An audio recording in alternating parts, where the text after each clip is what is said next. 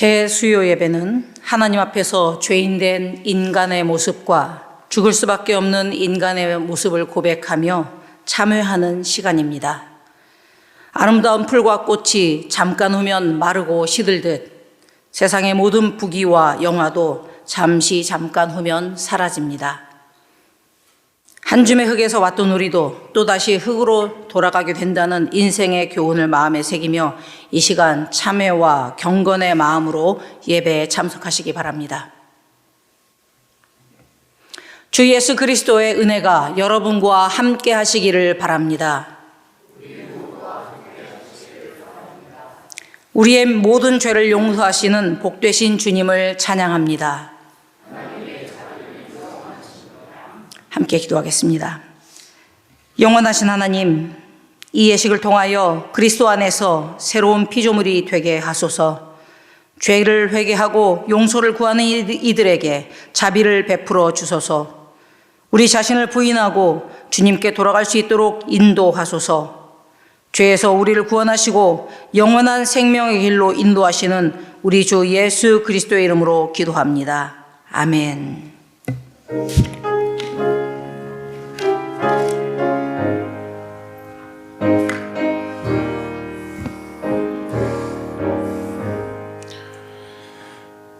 너 이제 흉악하나 눈과 같이 이겠네.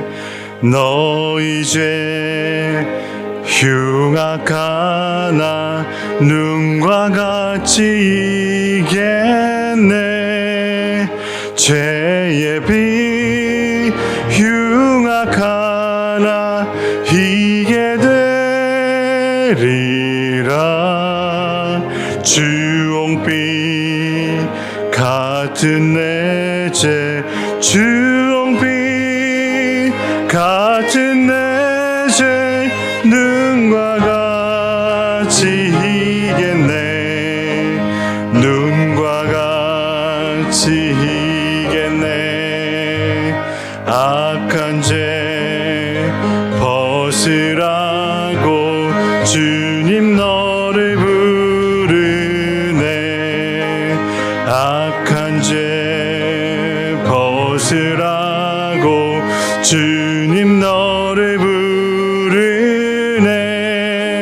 하나님 크신 사랑 한이 없어라. 악한 죄 벗으라고, 악한 죄 벗으라고 주님 너를 부르네. 주님 너를 부르네. 너희 죄 사해 주사 기억 아니하시네.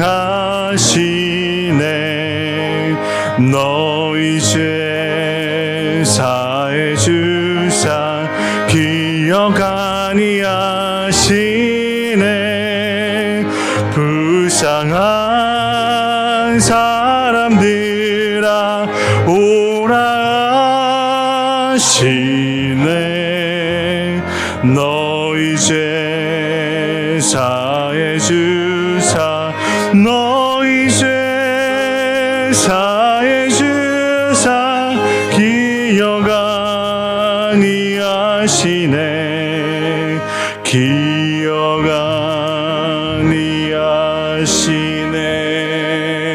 아니하시네. 다 같이 말씀 보도록 하겠습니다. 제 수요일인 오늘 하나님께서 주시는 말씀은 요엘서 2장 12절에서 18절 말씀입니다. 요엘서 2장 12절에서 18절 말씀을 우리 다 같이 한 목소리로 천천히 봉독하여 내려가겠습니다. 여호와의 말씀에 너희는 이제라도 금식하고 울며 애통하고 마음을 다하여 내게로 돌아오라 하셨나니 너희는 옷을 찢지 말고 마음을 찢고 너희 하나님 여호와께로 돌아올지어다. 그는 은혜로우시며 자비로우시며 노하기를 더디하시며 인애가 크시사 뜻을 돌이켜 재앙을 내리지 아니하시나니 주께서 혹시 마음과 뜻을 돌이키시고 그 뒤에 복을 내리사 너희 하나님 여호와께 소제와 전제를 드리게 하지 아니하실는지 누가 알겠느냐. 너희는 시온에서 나팔을 불어 거룩한 금식일을 정하고 성회를 소집하라. 백성을 모아 그 모임을 거룩하게 하고 장로들을 모으며 어린이와 젖 먹는 자를 모으며 신랑을 그 방에서 나오게 하며 신부도 그 방에서 나오게 하고 여호와를 섬기는 제사장들은 낭실과 제단 사이에서 울며 이르기를 여호와여 주의 백성을 불쌍히 여기소서. 주의 기업을 욕되게 하여 나라들로 그들을 관할하지 못하게 하옵소서. 어찌하여 이방인으로 그들의 하나님이 어디 있느냐 말하게 하겠나이까 할지어다. 그때에 여호와께서 자기의 땅을 극진히 사랑하시어 그의 백성을 불쌍히 여기실 것이라. 아멘.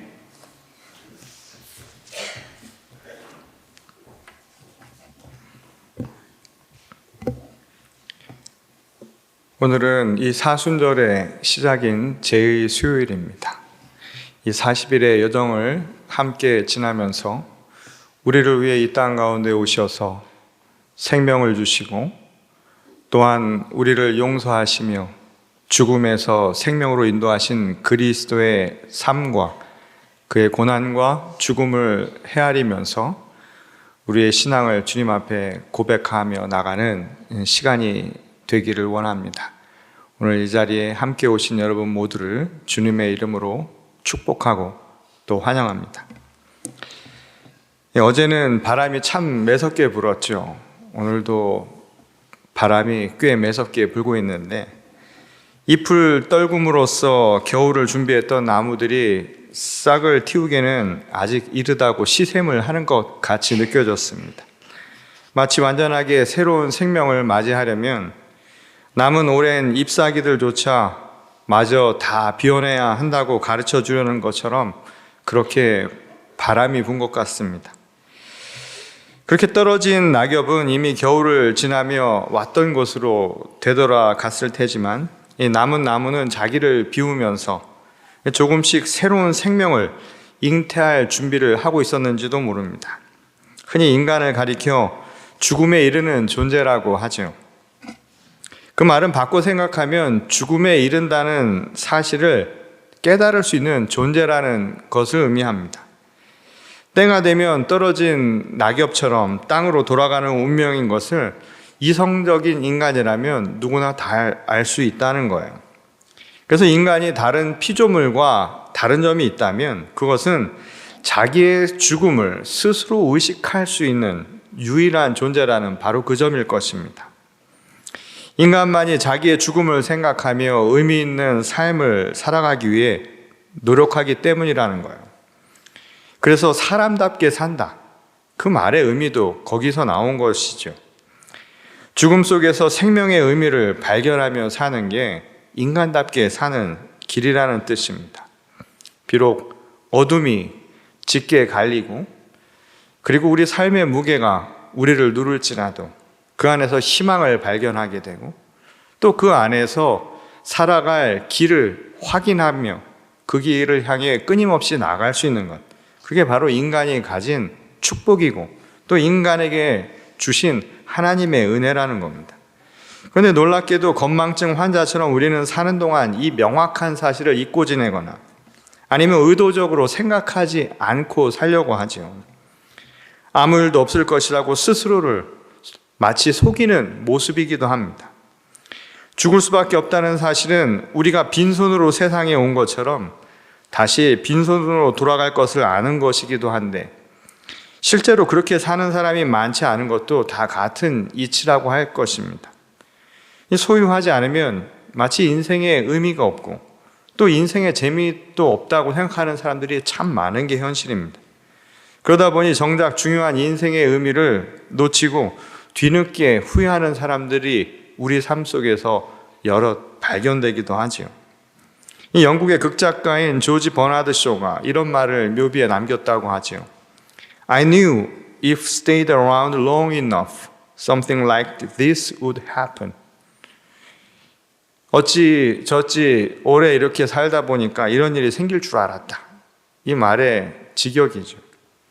근데 이를 사람들이 이렇게 의역을 하기도 했습니다. 우물쭈물하다. 내 이럴 줄 알았다. 뭐뭐 할 걸 그랬어. 라며 망설이며 사는 것. 그래서 뒤늦게 후회가 물밀듯이 밀려오는 삶을 사는 것. 그러기에 인생은 너무 허무하고 너무 짧다는 거예요. 이 사도 바울도 날마다 호흡하는 순간이 다 주님의 은혜라고 고백하며 이런 말을 한 바 있습니다. 고린도후서 6장 2절을 보면 내가 은혜 베풀 때 너를 듣고 구원의 날에 너를 도왔다 하셨으니 보라 지금은 은혜 받을 만한 때요 보라 지금은 구원의 날이로다. 이 하나님의 은혜는 저 멀리 있는 게 아니라 바로 우리 코앞에서 이루어지는 일이라고 가르쳐준 말씀입니다. 이 매 순간 숨을 들이마시고 내뱉는 것, 이거 단순한 움직임이죠. 들숨과 날숨, 이게 멈추면 사람은 죽습니다. 그러니까 생명이라고 하는 게 아주 추상적인 게 아닌 거예요. 사실은 우리 바로 코앞에서 이루어지는 일입니다.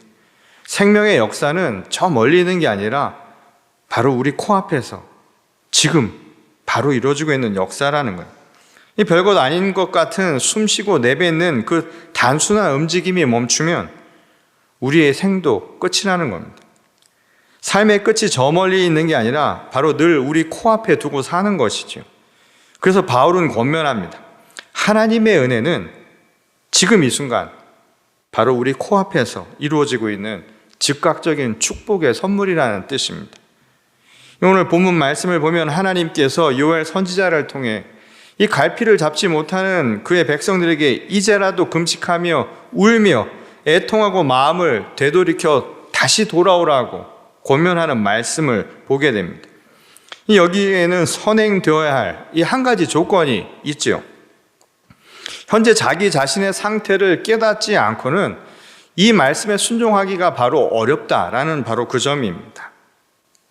우리가 치유를 위해 병원을 가려고 하면 먼저 자기가 아프다는 사실을 스스로 인지하거나 인정하지 않고서는 어려운 것과 마찬가지의 이치라고 할 수 있겠죠. 돌아가야 할 자신의 처지를 깨닫는 자만이 하나님께로 돌아갈 수 있는 법이라는 거예요. 한마디로 자기 반성과 회개는 하나님께로 향해 가는 전제 조건이라는 말씀입니다.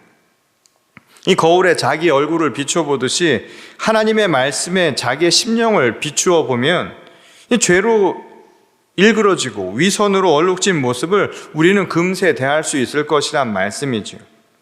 그때 마음에 자연스럽게 애통함이 묻어나올 거라는 이야기입니다. 우리 삶을 하나하나 뜯어보면 불쌍하지요. 긍휼함이 생기는 거예요. 어느 인생을 살아가다가 어느 순간 잠시 멈춰서 내 돌아온 길을 한번 돌이켜 보십시오.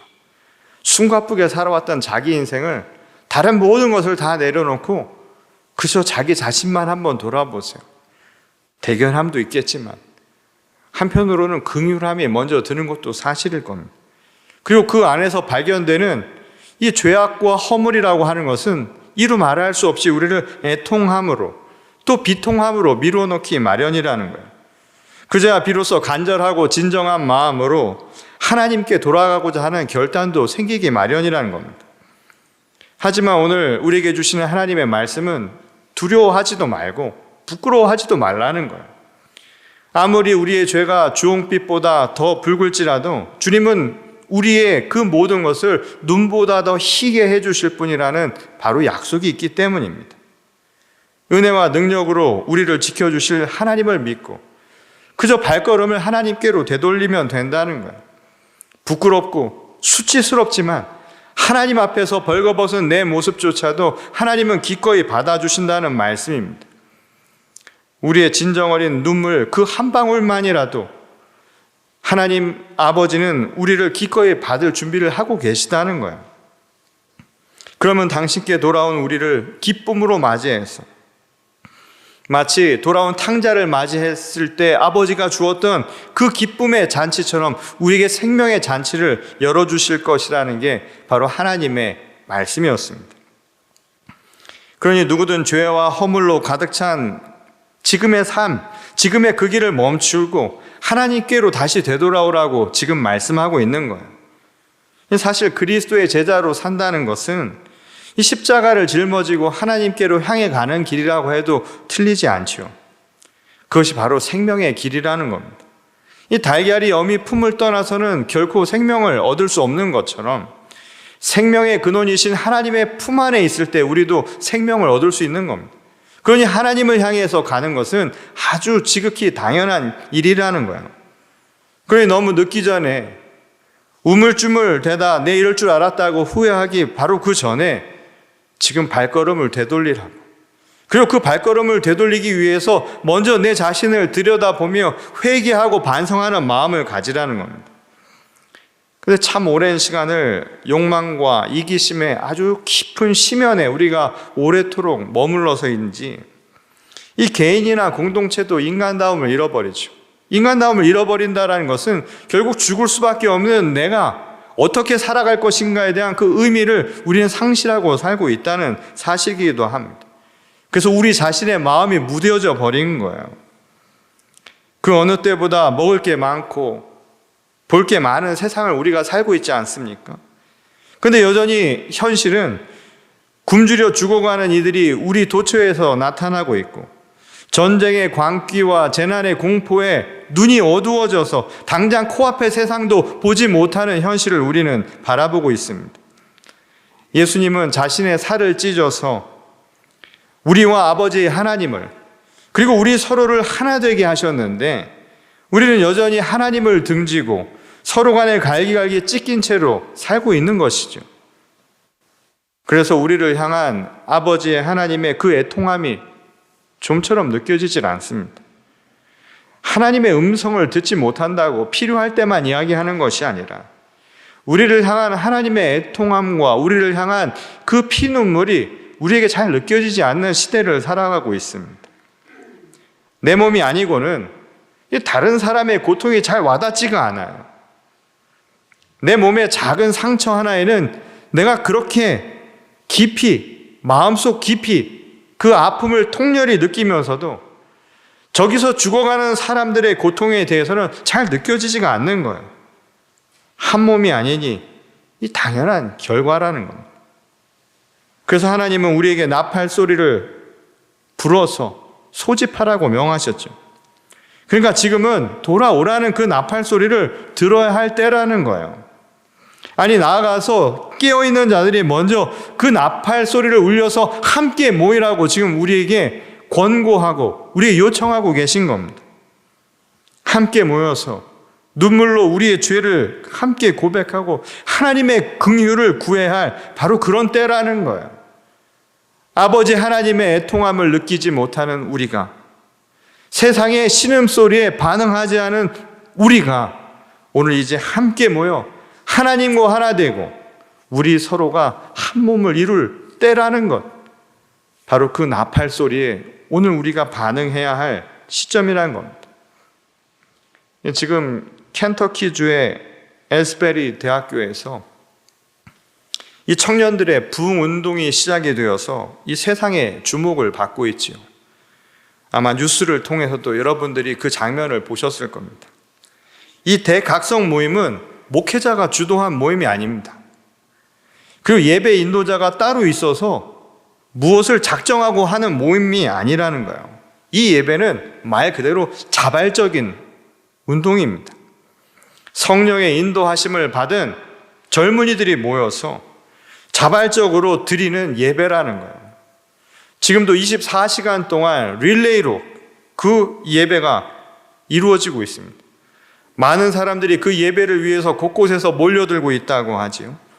뿐만 아니라 여러 지역에서 비슷한 형태의 예배가 지금 하나 둘씩 시작하고 있다는 기쁜 소식도 들려옵니다.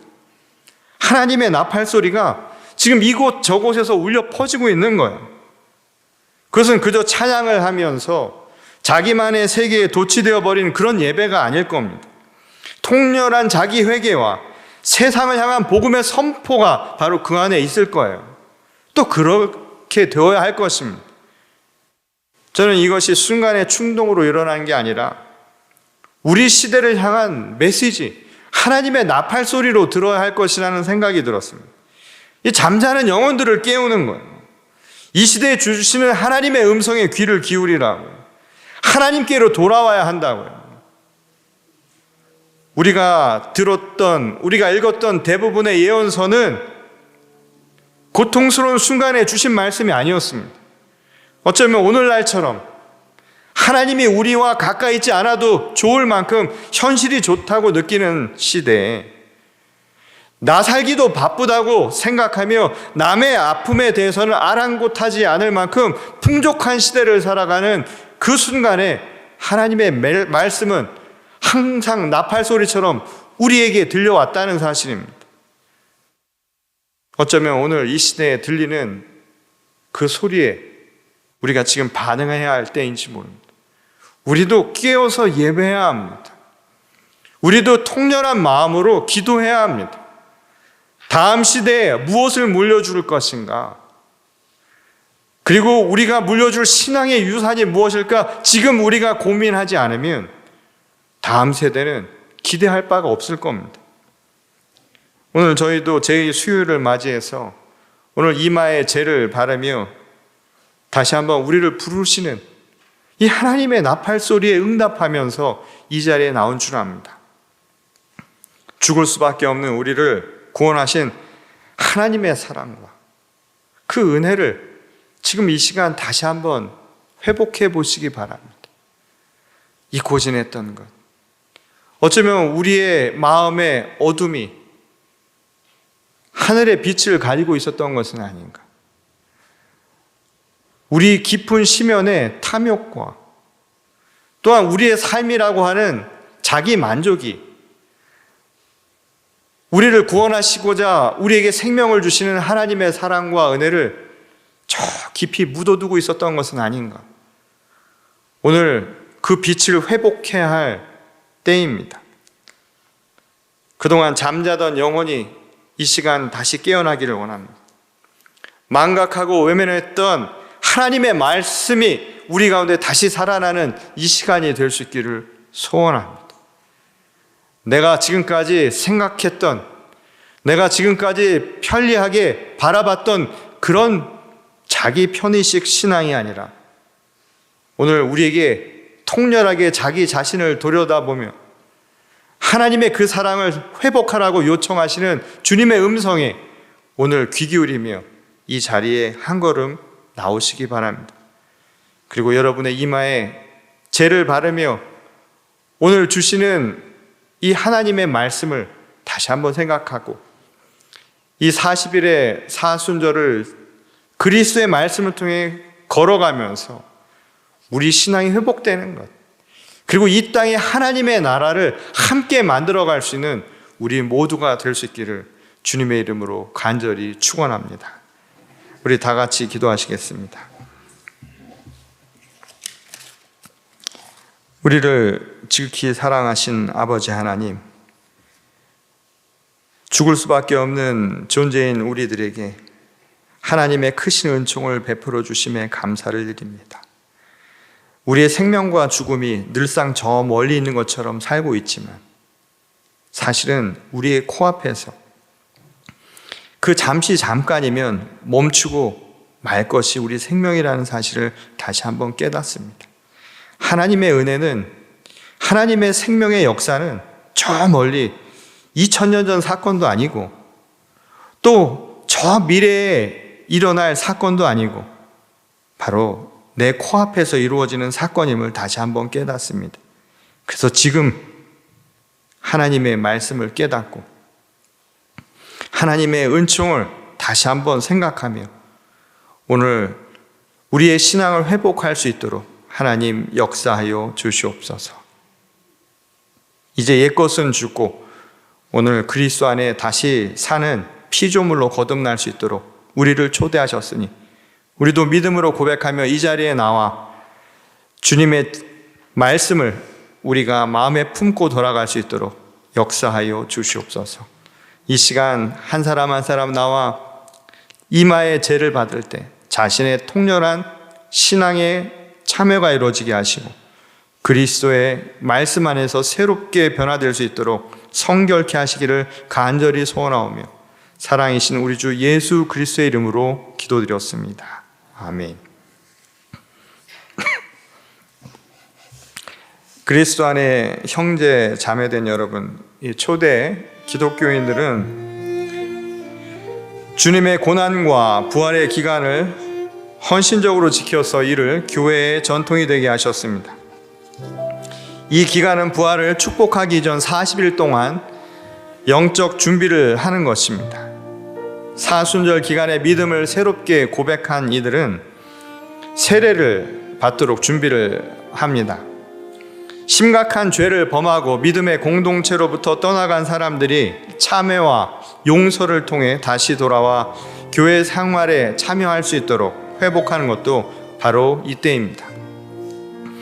이를 통해 전체 회중은 그리스도 예수의 복음에서 선포된 자비와 용서를 재확인하고 우리 스스로 자신의 믿음을 다시금 새롭게 해야 합니다.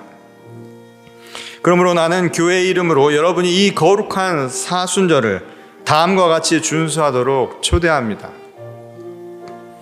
기도와 금식, 그리고 자기 부인의 절제를 하며 성경 말씀을 읽고 묵상함으로써 자신을 감찰하고 참회하시기 바랍니다.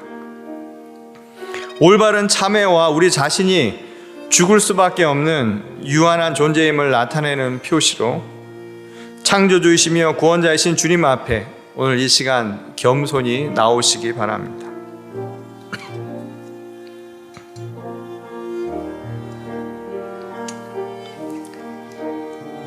우리를 흙으로부터 창조하신 전능하신 하나님, 이 제가 우리의 유한함과 참회를 나타내는 표징이 되게 하셔서 주님의 은혜로만 영원한 생명을 얻을 수 있다는 사실을 기억하게 하소서. 우리를 구원하신 그리스도 예수의 이름으로 기도합니다. 아멘. 흙에서 왔으니 흙으로 돌아가리라. 회개하고 복음을 믿으시기 바랍니다.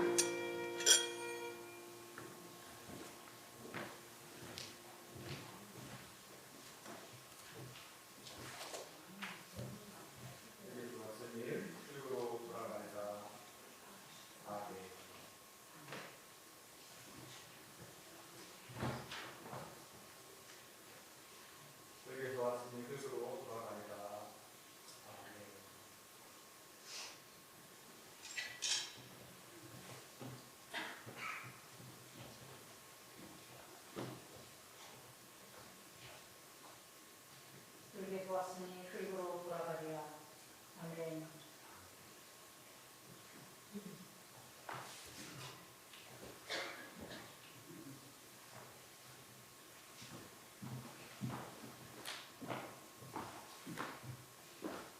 자, 이제 그 뒷줄부터 한 분씩 나오셔서 오늘 이마에 제를 받으시며 오늘 그리스도의 고난과 또한 십자가의 죽음을 생각하며 참여하는 시간을 갖도록 하겠습니다. 우리 뒷줄부터 한 분씩 나오시면 되겠습니다.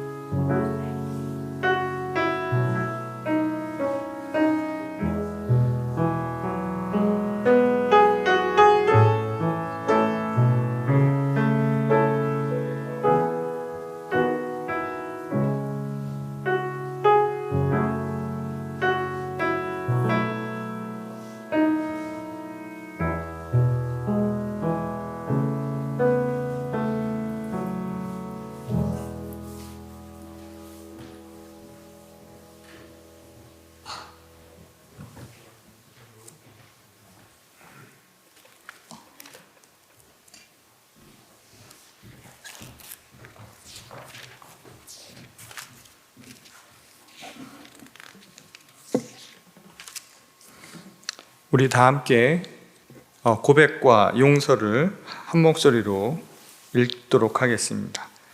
죄인의 죽음을 원치 않으시고 악으로부터 우리를 되돌이켜 생명으로 인도하신 전능하시고 자비로우신 하나님, 우리의 참회를 받아주시고 우리의 죄를 용서하여 주소서.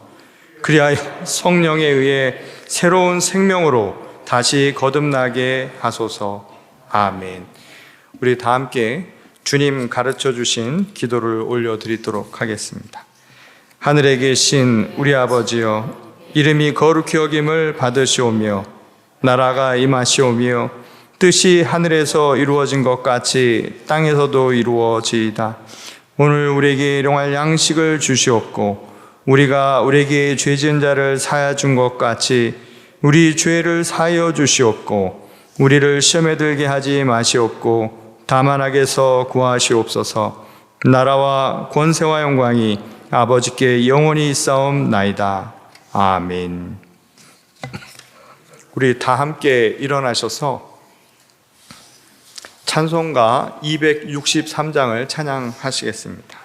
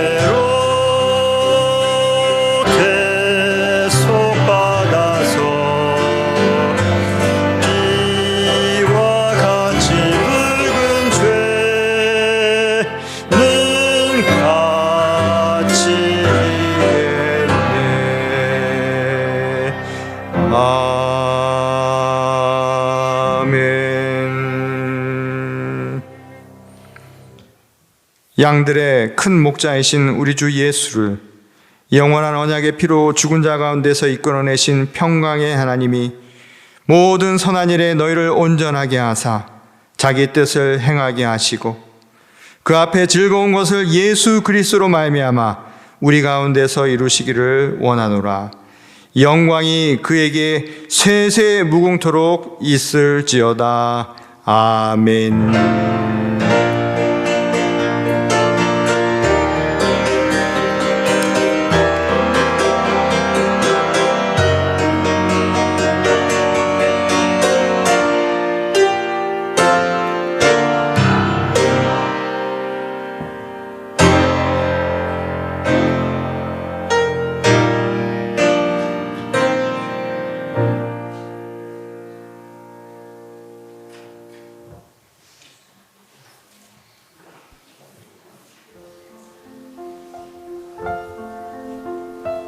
네.